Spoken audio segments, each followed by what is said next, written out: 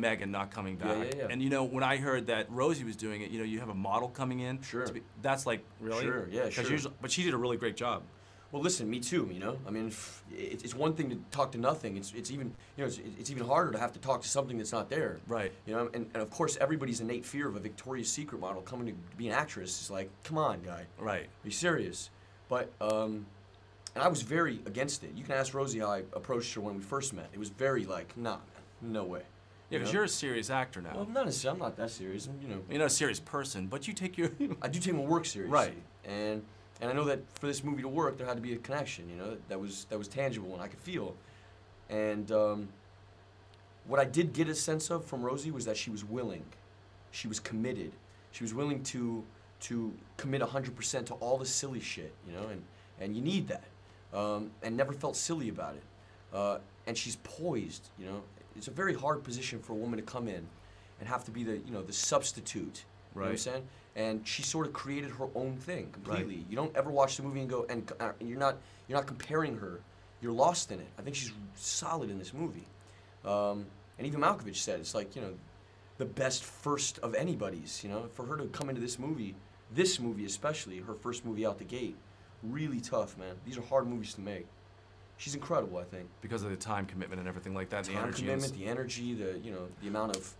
You directed a music video, which is how Michael Bay started. Didn't he do commercials or something? Yeah. Do you want to be a director? I like to eat up time. You know, I like film. I'm a film fan. You know, and really, the only time you know, all these music videos that have been like I'm making a Marilyn Manson video now, which is crazy. You are? Yeah. That's cool. He's smart, that guy. Yeah, dude. How did Marilyn Manson approach you? Well, he saw this video I made for Kid Cudi, right? Called Maniac. Not the marijuana one, but the actual video that I made for him.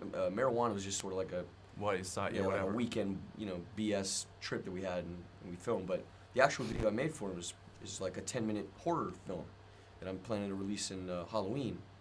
And Marilyn saw that and was like, do all the visuals for my album. And I've been a fan of his since forever. Yeah. But it started off just as like my friend saying, hey, I got nobody to direct this for me. And me saying, oh yeah, well, you know, I can call 4 or 5 of my friends and show up for you. It was never like, oh man, I have ambitions to be. Right. You sprained both your ankles. Yeah. How'd that happen? Because I'm clumsy. Did Shia shove you? No, Shia wouldn't do that. No one tripped you? He doesn't have to. Nobody even has to touch me. I'm the worst soldier in the history of movie making. You know, there's a lot of debris. Maybe that's an excuse. There's a lot of debris. We'll use that. I'm constantly looking up and that's how the second one happened. I was looking up and. Oh, you didn't do them both at the same time? No. The first one happened before lunch and one happened after lunch. So I was able to walk off the first one, ice it, wrap it up, eat some lunch, come back from lunch, did the other one. Wow, So I didn't do them both at the same time. That would have been funny. I just did All My Children last week. I heard. Which was surreal. Although we've moved coast, they started, when I first started we were in New York and now they moved out to LA. Right.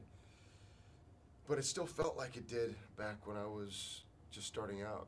Do you think it's sad that a lot of these soap operas are like out of there now? I do think it's sad, and it's disappointing to see the whole genre sort of going away because I personally got my start in soaps. Didn't Michelle Pfeiffer get her start in soaps too? Like probably some major a lot actresses, of people right? did, and you know it just eliminates a lot of opportunity for young actors.